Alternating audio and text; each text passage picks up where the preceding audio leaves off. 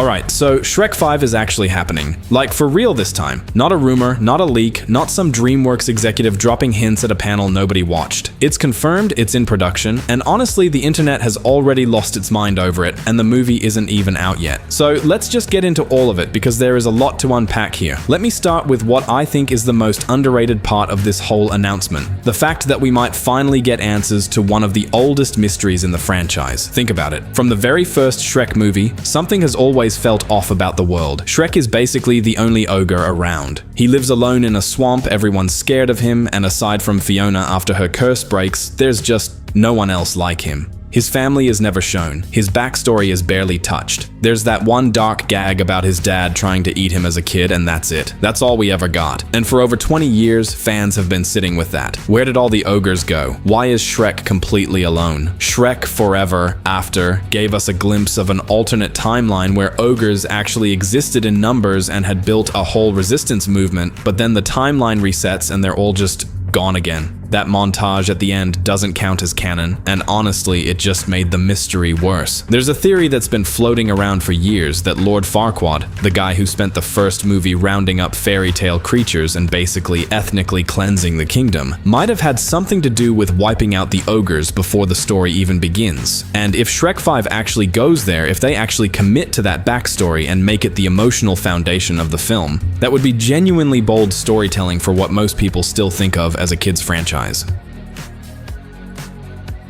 The rumored direction for the plot involves Shrek's parents. The idea is that they were classic ogres, antisocial, suspicious of humans, proud of what they were, and they'd probably be thrilled at first to find out their son has a family, but then they'd see what Shrek has actually become. A guy who makes friends with humans, who parties in Far, Far Away, who married a princess, who has donkeys over for dinner, and to old school ogres, that's not growth, that's betrayal. That tension between who you were raised to be and who you actually became is exactly the kind of theme that could make Shrek 5 hit differently than the sequels did. The third and fourth movies got progressively more generic, and this sounds like a real attempt to go back to what made the original feel like something more than just a fairy tale parody.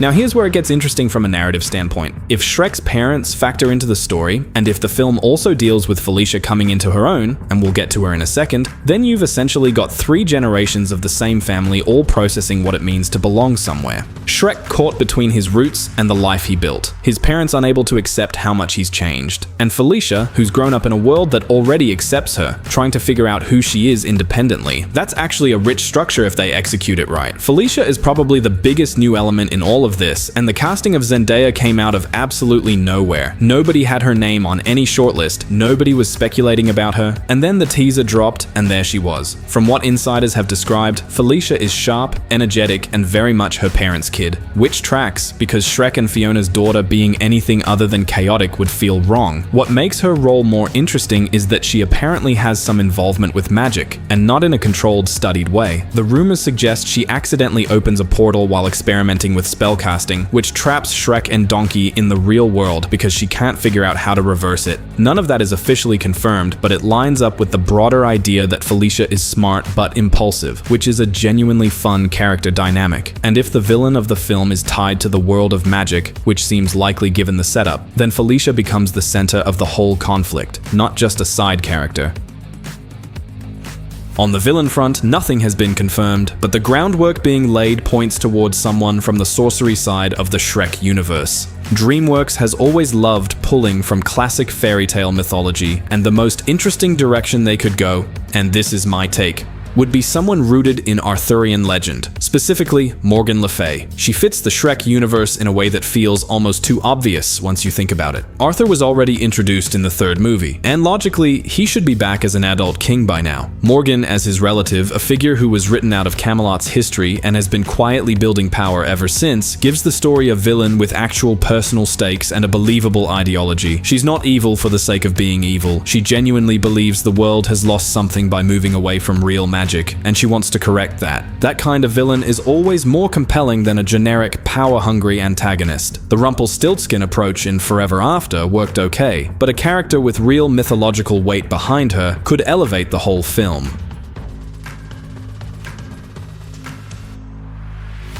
Now I have to talk about the animation, because this is the thing that derailed the entire conversation around the teaser. When that footage dropped, the reaction was split, but honestly the negative side was louder, and I think for legitimate reasons. The new style looks smoother, more realistic in terms of lighting and texture, more technically sophisticated, and completely wrong for Shrek. The original films had this intentional roughness to them, this slightly grotesque quality that was part of the joke.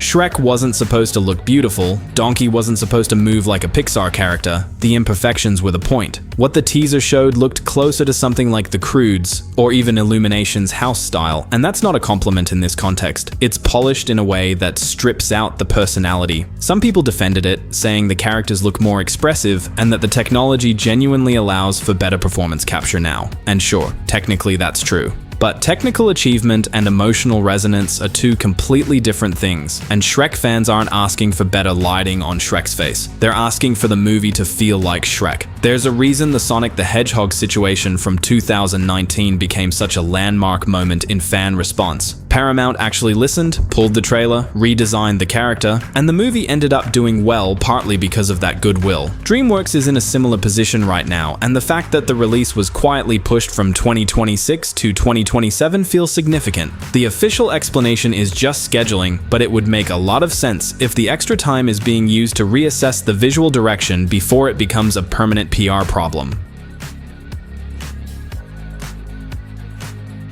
What's also worth noting is that the teaser apparently wasn't supposed to come out when it did. There were leaks circulating, and releasing the footage early looks like a damage control move. Get ahead of the leaks before the unofficial version spreads. The problem is that an unfinished teaser generated exactly the kind of response you'd expect from an unfinished teaser. Fans noticed the visuals looked incomplete in places. DreamWorks said that was a deliberate stylistic choice, and nobody really bought that explanation. The animation team is now working under real pressure, which is actually the best possible outcome for the final product. Pressure from an engaged fanbase is more useful than indifference. Getting back to the cast for a second, Mike Myers, Eddie Murphy, and Cameron Diaz are all confirmed back, which in itself is a minor miracle given how long Diaz was away from acting. And Antonio Banderas has said publicly that he'd return as Puss in Boots, which was always the expected outcome given how The Last Wish ended. That film closed with Puss, Kitty Softpaws, and Perrito heading toward Far Far Away, which is basically a direct handoff back to the main Shrek storyline. It's the cleanest possible setup for a reunion, and it would be a waste not to use it. Fergus and Farkle, the twins, haven't been cast yet as far as anyone knows, and their roles are still unclear. But given that Felicia is clearly the child who matters most to the plot, they'll probably be supporting characters at best. The reason Shrek 5 has so much riding on it isn't just nostalgia, though that's obviously part of it. It's that The Last Wish genuinely raised the bar for what a DreamWorks animated sequel could be. That film had real emotional stakes, a villain who meant something thematically,